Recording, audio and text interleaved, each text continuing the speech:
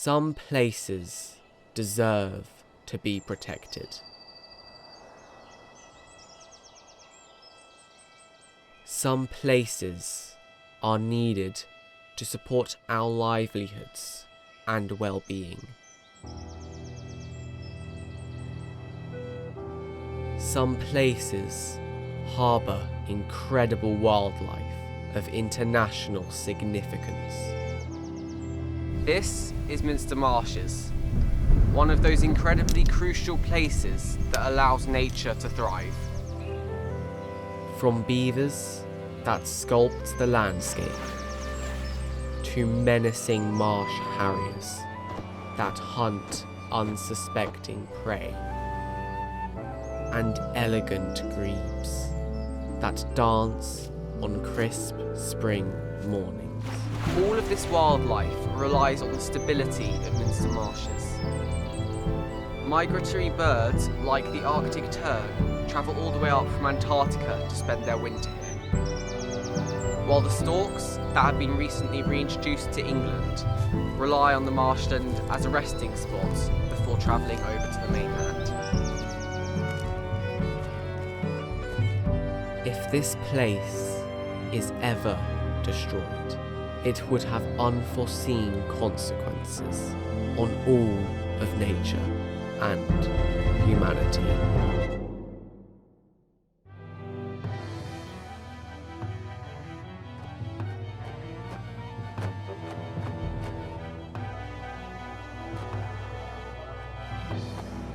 A marsh harrier, and it's on the hunt.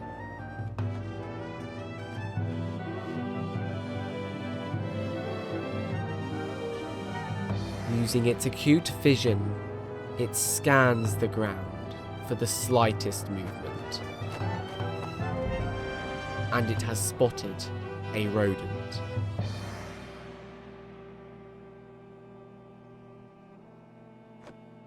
A miss. And during the cold winter, using so much energy on failed hunts can come at high costs.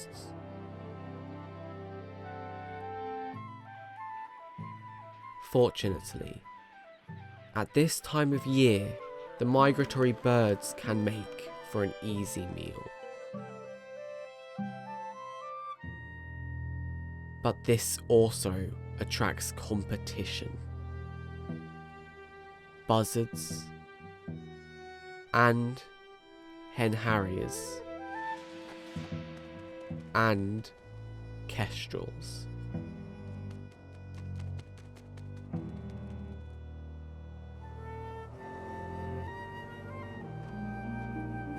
But this marsh harrier is not deterred.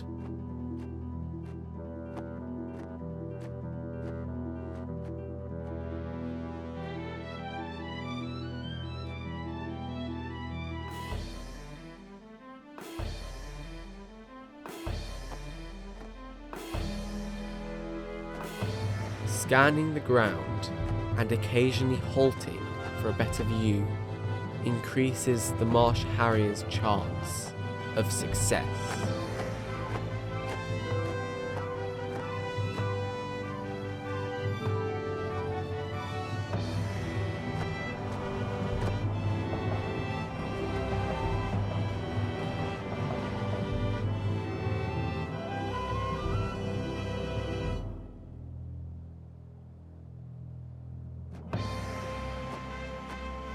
Finally, a meal.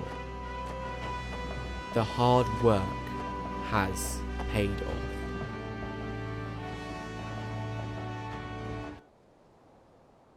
Water is essential for Minster Marshes. Its habitat is maintained by the River Stour, and down on its banks is where it's most biodiverse.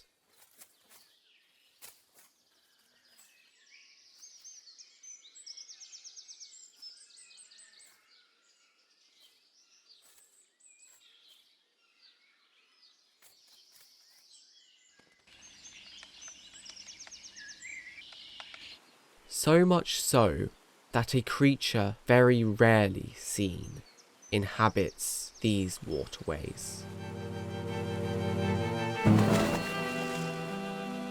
A beaver. Kent was the first place beavers were released in England, and since then their population has rapidly increased.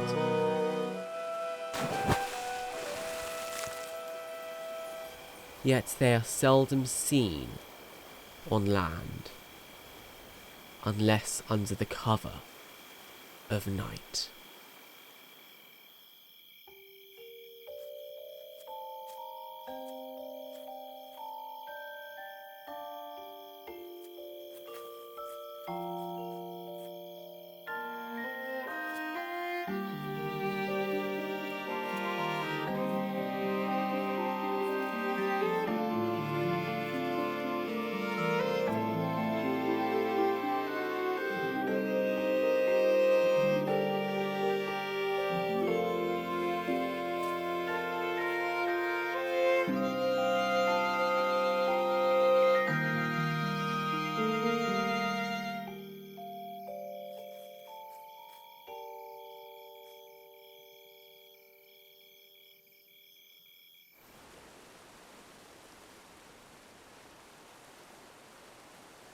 Further downstream, the floodplains from Minster Marshes transition into salt marshes until the river reaches the sea. Pegwell Bay, a National Nature Reserve and SSSI, opened by Sir David Attenborough in 1999.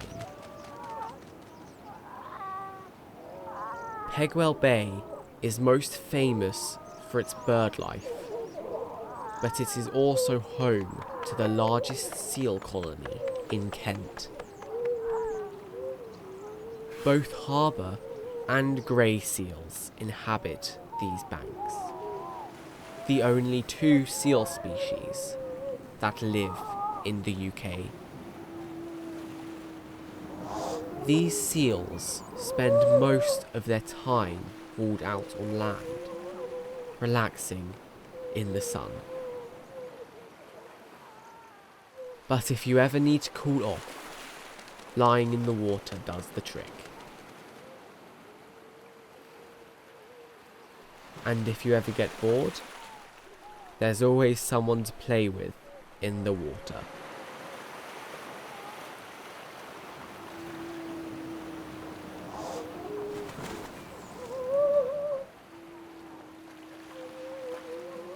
Minster Marshes has a railway cutting directly through it.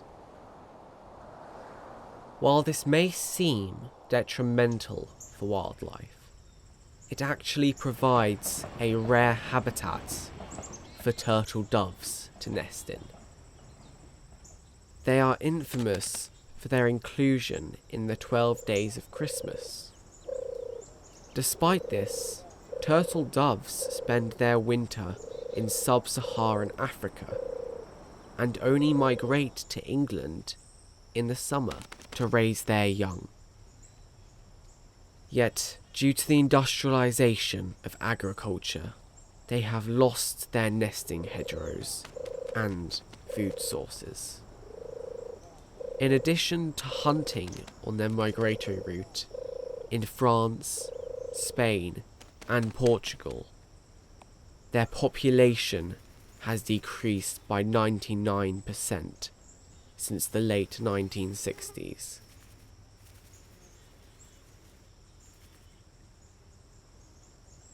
A century ago, the call of the turtle dove would have been common across all of Britain. Today, that call can only be heard in the southeast. Minster Reservoir. Used to irrigate crops and for recreational fishing. but it also makes a fantastic habitat for birds. This pair of great crested grebes have successfully raised many chicks to maturity. The arrival of spring marks the beginning of the mating season for this couple.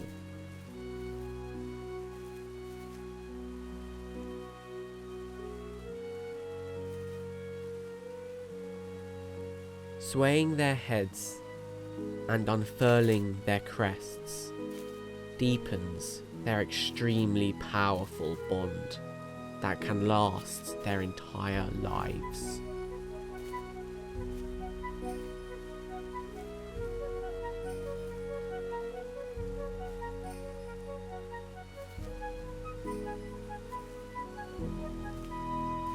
Now that they have performed their dance, the couple will start to create a nest. But a pair of coots live on the reservoir, and they want to steal the grebe's nest.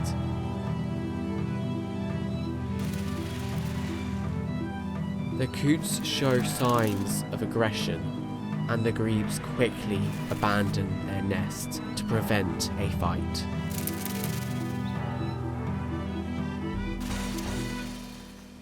They assault the tufted ducks and constantly chase the grebes. The only animal large enough to escape their wrath are the swans.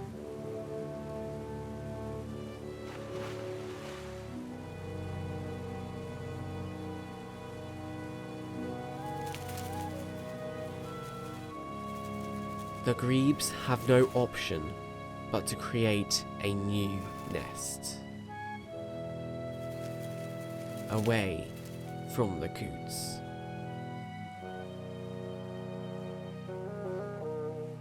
But this is going to set them behind by months, and grebes are known for abandoning their partners if they fail at raising a chick.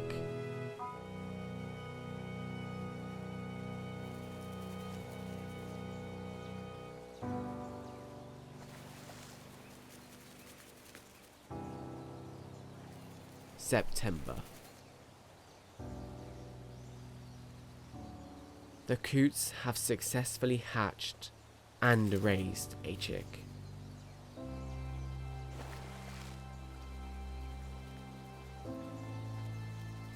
Meanwhile, the grebes appear exhausted.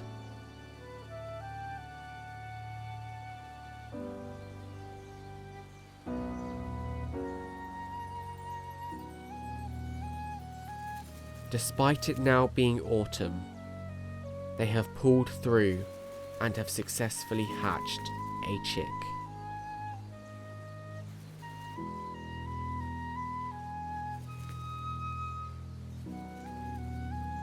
Solidifying the newfound parents' bond evermore.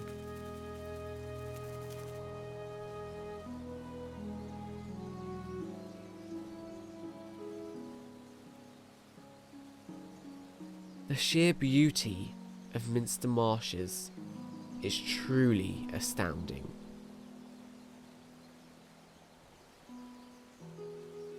Yet some companies would destroy it. The National Grid proposes to construct an electricity converter station right on Minster Marshes. At the height of a 10-storey building and covering 22 acres of land, it will be the largest converter station in Europe. It is part of a project called Sealink, designed to transmit electricity between Kent and Suffolk that has been generated by the offshore wind farms.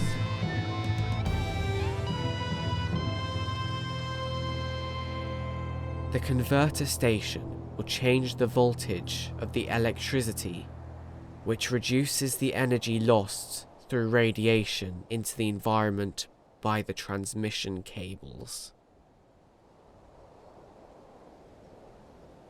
But its construction would completely annihilate this habitat that all these species rely on.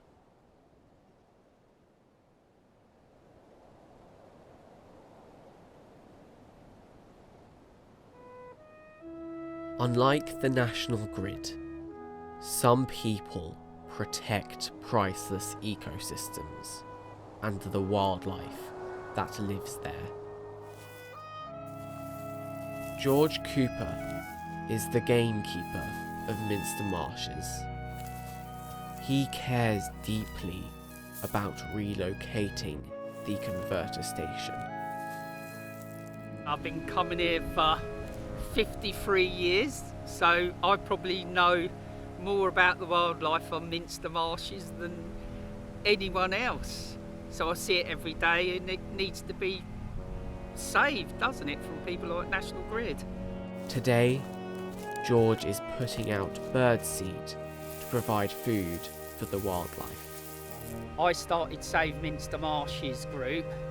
I've contacted everyone you can think of, all the wildlife NGOs, local MPs, started the Facebook group, and we've got steering group. I spend hours and hours and hours recording the wildlife on Minster Marshes. The impact's going to be massive, so it's going to massively impact the wildlife here. Disturbance, light pollution. It's also going to impact the local population that comes to the marsh and uses it for recreational things. George also places many reptile tins, which absorb heat from the sun, allowing animals like slowworms to gain energy in the morning.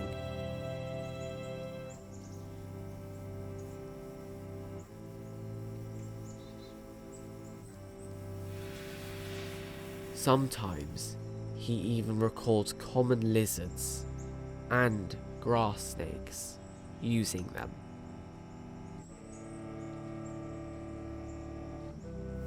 Despite there clearly being lizards and snakes living at Minster Marshes,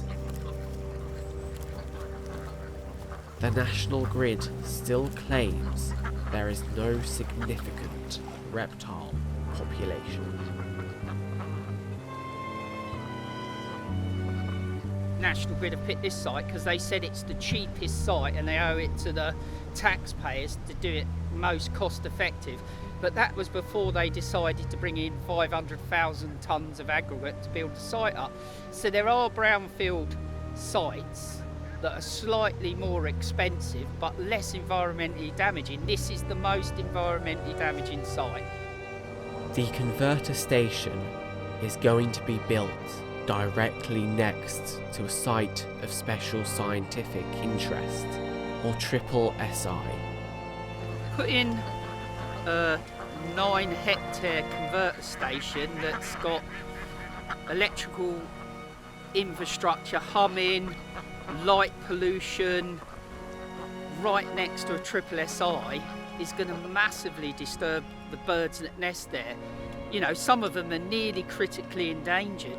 Turtle doves declined by 99%, and you put just the construction phase is going to be bad enough, so it'll probably displace all this wildlife until it's built. Hopefully they're not going to build it, but if they do get permission, hopefully eventually the wildlife will come back in the bits around it, but we don't know that.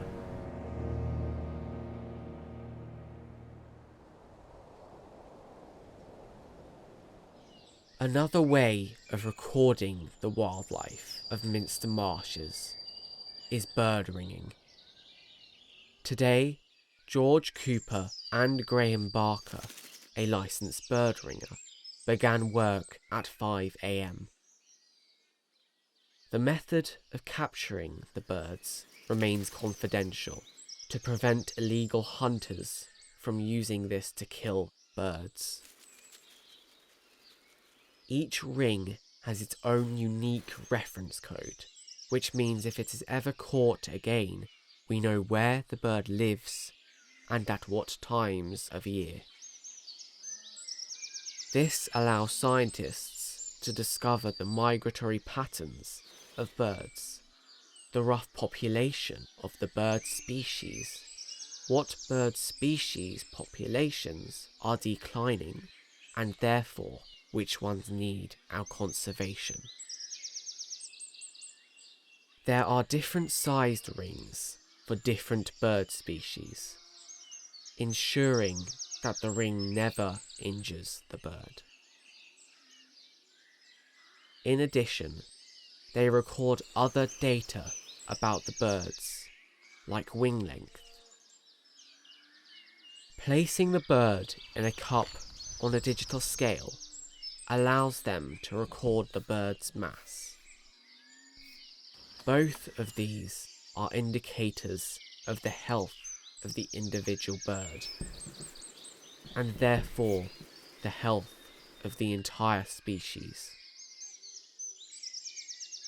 This morning, George and Graham have managed to record a few different bird species, like a song thrush.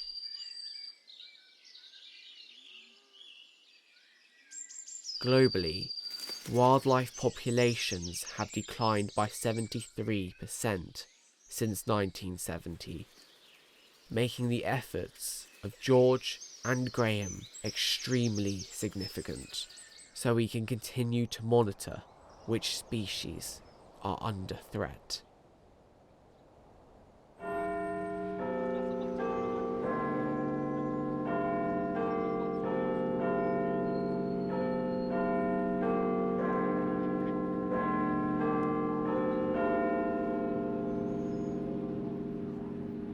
The Palace of Westminster.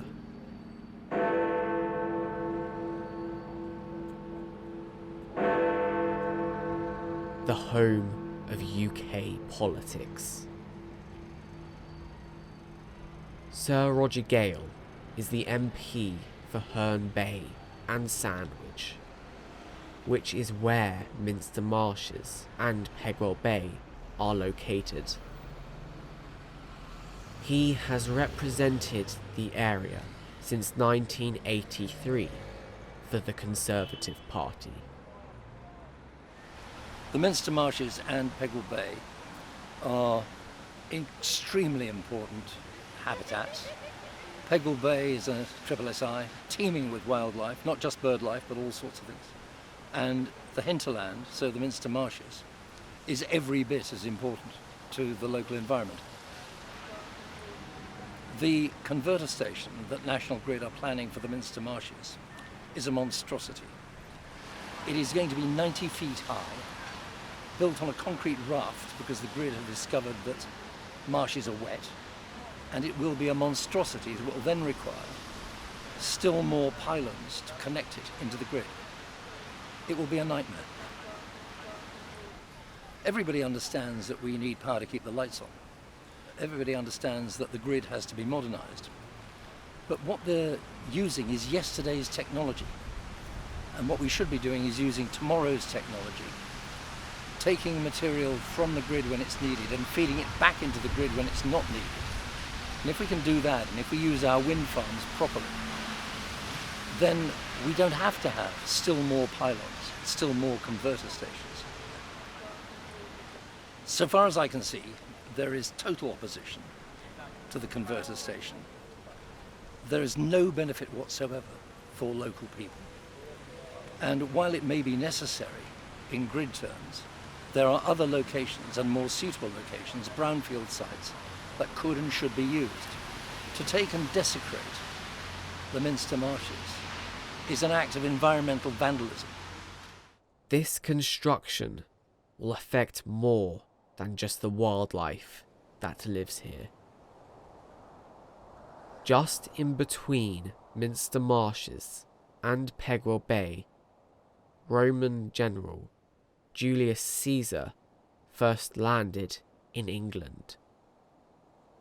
Many archaeological discoveries have been made in the area, and the converter station may well destroy important artifacts that could tell us more about the expansion of the Roman Empire. Many local people will also be affected by the converter station. The cable will enter Pegwell and Sandwich National Nature Reserve, and the National Grid's plan is to tunnel the cable under the mudflats and the salt marsh. However, the previous cable that came through the bay, the Nemo link, it was suggested again that they would be able to tunnel under the salt marsh, and they weren't able to, so they trenched through it, and that caused major damage to the salt marsh that we still haven't seen repaired 6 years later. There were other route options available that would have, allowed this project to be able to tackle the climate crisis without having an impact on the biodiversity crisis that we're in at the moment as well. We definitely promote the need to rely on renewable energy, but not at a cost to wildlife. This is a horrible scheme. It's horrible for people, it's horrible for wildlife, it's horrible for our landscape, it's horrible for nature. That's why I'm involved, that's why CPRE Kent are involved. We need green space, we need places like this, we need contact with nature, with wildlife. And this is, I think, an environmental crime. All these birds use Minster Marshes, which a lot of that land is farmland, but the farmer has put so much effort into making this a habitable area for species. It is an absolute wildlife haven. The Harveyport site is considered still an industrial area. It's just off Pegwell Bay, but because it's not considered part of the nature reserve or the SSSI, that's also under threat. Really, that should be turned into its own little subsection of the protected area because it's completely rewilded. I walk along these paths with my dad. He's in his 80s. He gets immense joy. Well, I do too, but immense joy from just the fresh air and seeing the birds. My nephews are in the school up the road. They're going to be affected by these constant lorry movements. So it's not even just on a scale of the obvious. Companies like the National Grid, they are one of the largest investor-led utility companies in the world. I don't think people even realise that. I think they hear National Grid and think it's government-owned, but it's not. It's a private company. They care about investor profits. They don't care about the same things that we on the ground care about. If you're building something that you're saying is for the future, you're saying it's clean, you're saying it's going to save the world, you can't then have this level of hypocrisy by destroying the environment that you're building this on. It just doesn't make any sense. So I've got a coffee shop and a cafe in Pegwell Bay Country Park. When the Nemo link came through, it affected us. We had to shut down for 3 months and we couldn't claim compensation, so I lost 3 months' worth of wages and the people that were working here. And I think it'll be the same this time if it goes forward. When the tide pushes the birds in, pushes them so far in that eventually they'll leave and they'll head up towards Minster Marshes. And it's literally a connection between Pegwell Bay and the Stour Valley and Stod Marsh. So all this is connected. And if you start breaking it up, we know what that means in terms of habitat destruction, then it's definitely detrimental to the wildlife. It's a flood area. It's not designed to take big lorries, so there's going to be massive impact during the construction phase of things.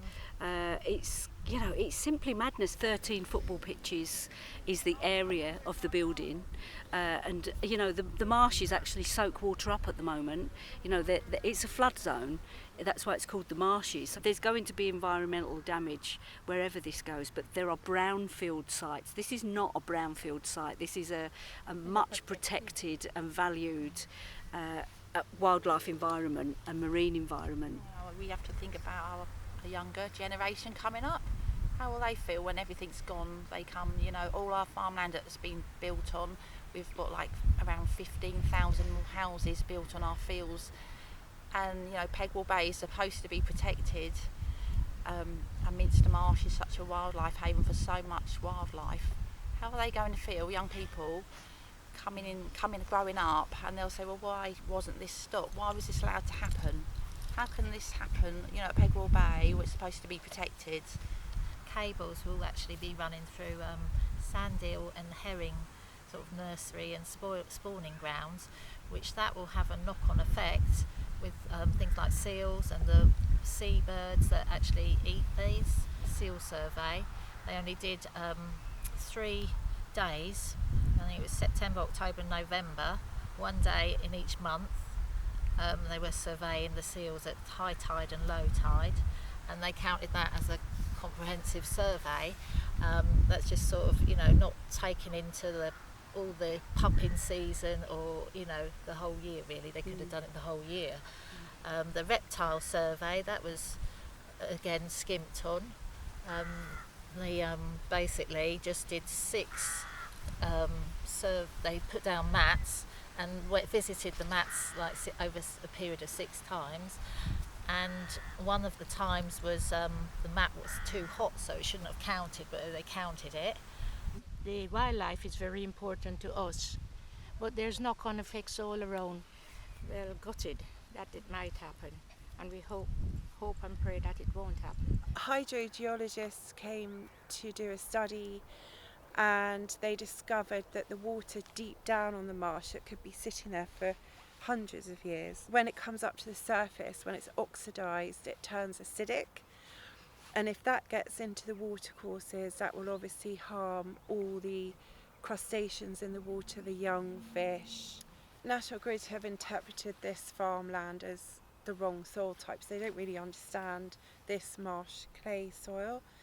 So they're planning to put a road through, and then they're having vehicle compounds and all sorts of offshoots around all the farmland across here. I think there's 5 farmers affected. And they're planning on putting sort of drainage ponds in their fields, and then once the construction's gone, they think that they can reinstate that back into farmland. But we have had hydrogeologists out who said that is not possible. Well, the marshes are very important to me, as they've been there like my whole childhood, and seeing them being destroyed is just horrific. And like all of the building is going to be horrible. It's going to go through environmental schemes, it's going to destroy wildlife. People can still contact their MPs, our Prime Minister, you know, send everyone you can possibly think about an email. I think that we have a very strong case indeed, on grounds of need, and most particularly on grounds of environmental damage. This project is ill thought through and it's wrong. We have to persuade the inspector and the Secretary of State to go back to the drawing board and think again.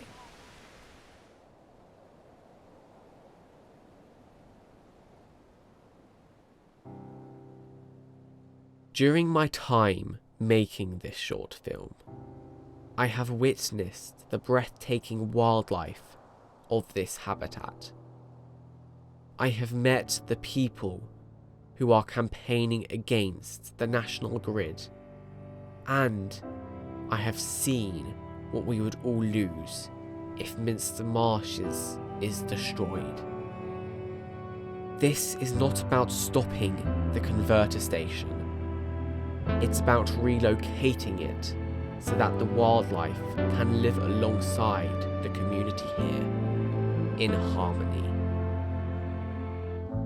All across Earth, precious ecosystems are on the brink of collapse. Local people cannot halt projects like these on their own. So no matter where you live, we have to stand up and protect not just Minster Marshes, but all habitats on the planet we call home.